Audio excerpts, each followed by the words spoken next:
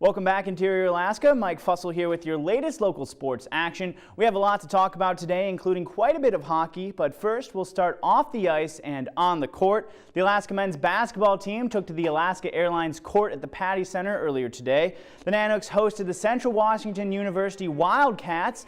A number of forced turnovers recovered by UAF gave the Nooks some breathing room in the first half.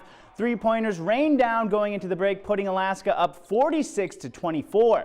UAF would go off that moving forward and finish on top by double digits with a final score of 82-70. Trevante Williams got the game high with 19 points. Bengali Kaba was right behind him, though. He tallied 17 on the night. Alaska shot at around 39% overall throughout the game. The win propels the Nooks to 2-0 in GNAC play. Their next game comes on Friday at home against Northwest Indian College at 7 p.m.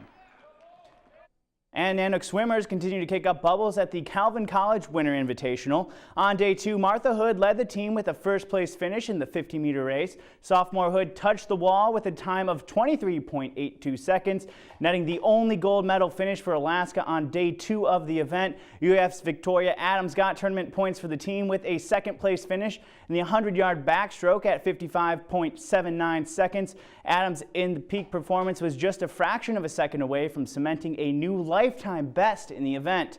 Sophomore Katie Stark also swam her way to a top 5 finish. She would take 5th in the 200 freestyle with a personal best time. Alaska relay teams were big for the Nooks as well. UAF found themselves in the number 2 spot in both the 200 freestyle and 400 medley relays.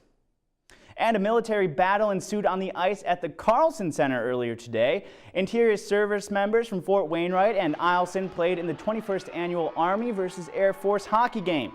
Airmen got the show started with about 7 minutes left in the first period. They would continue that momentum into the second frame, extending their lead by a point to 2-0.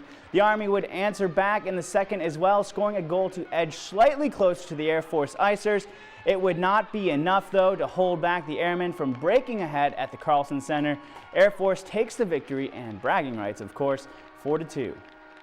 And the Alaska Nanooks were on the same ice just the night before, taking on Lake Superior State. Alaska's Justin Woods got the excitement started for the Nanooks. He would be the first to strike and the only goal in the first period. A little more than halfway through is when he did that. The tally would also be the only score gained outside of special teams play all night long. The Lakers responded in all-out fury during P2, though, finding the back of the net 3 times. 2 of those goals were on power plays and 1 was shorthanded. That illuminated a 3 on the LSSU side of the scoreboard, with the Nanooks down 2 points going into the final frame. Alaska's Chad Staley would sink a shot between the pipes 5 minutes into the period, bringing the Nanooks within striking distance, but a Laker goal just 3 minutes after that on a power play would add separation and give Lake Superior State the win, 4-2. It's a tough game for us. Well, I should say special teams were tough for us. It kind of got into a special teams battle, and had there been 0 penalties whatsoever, we would have won that game 1-0. But there were a lot of penalties, and our special teams just didn't perform tonight. So we've got some work to do. We'll watch the video tonight and get back at it tomorrow. We're a team that responds on Saturday nights after a Drury Friday. So look forward to a better game tomorrow. Interior high school hockey players also laced up their skates last night in a number of contests around the state. North Pole traveled to take on Service. A single goal difference propelled the Cougars over the Patriots 5-4.